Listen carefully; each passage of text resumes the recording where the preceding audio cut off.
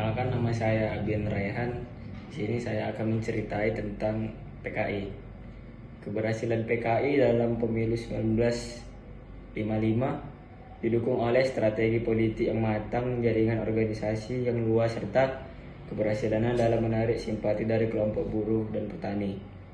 Meskipun akhirnya partai ini dibubarkan setelah peristiwa G30S 1965, keberhasilannya dalam pemilu tersebut menunjukkan bahwa PKI pernah menjadi kekuatan politik besar di Indonesia.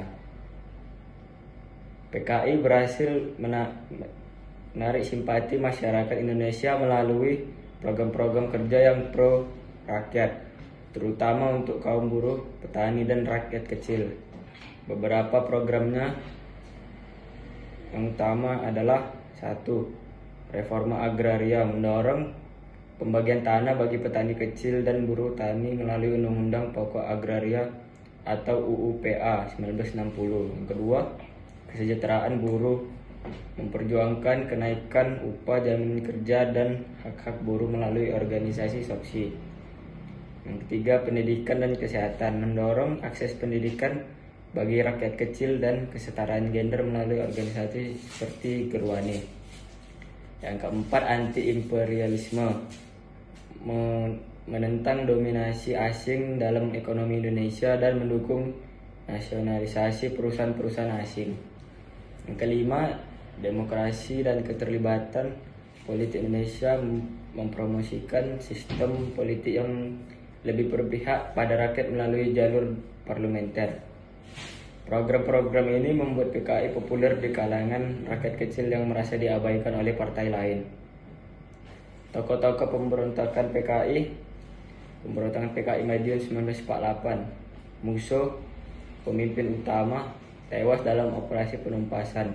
Amir Syarifuddin, mantan Perdana Menteri, dihukum mati. Maruto Darusman, tokoh militer PKI, terlibat pemberontakan. Gerakan 30 September atau 30S 1965, dan Aidit, ketua PKI, diduga dalam 30S, tewas ditembak. Lukman Nyotoh, wakil ketua PKI, tewas pasca G30S. Jam Kamaruzaman, kepala Biro Khusus PKI Perencana Kudeta. Untung Samsuri, Letkol TNI, pemimpin aksi penculikan jenderal. Kedua pemberontakan ini berakhir dengan kekalahan PKI. Tujuan utama pemberontakan PKI, terutama dalam peristiwa G30S 1965, adalah untuk merebut kekuasaan dan mengganti sistem pemerintahan Indonesia dengan negara yang berhaluan komunis. PKI berupaya melemahkan TNI, khususnya TNI AD, serta menghilangkan pengaruh kelompok yang dianggap sebagai penghalang ideologi mereka. Pemberontakan PKI terjadi dalam beberapa peristiwa, dengan yang paling terkenal adalah Gerakan 30 September atau 30S 1965. Pelaksanaan G30S 1965 pada malam 30 September hingga dini hari 1 Oktober 1965, kelompok yang diduga terkait PKI menculik dan membunuh 6 jenderal serta 1 perwira TNI AD.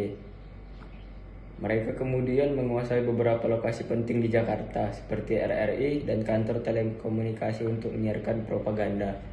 Letkol Untung, pemimpin gerakan, mengumumkan pembentukan Dewan Revolusi untuk menggantikan pemerintah. Namun gerakan ini berhasil digagalkan oleh TNI di bawah Mayor Jenderal Soeharto pada 1 Oktober 1965. Pemberontakan ini berujung pada tindakan keras terhadap PKI yang akhirnya dibubarkan dan dilarang di Indonesia.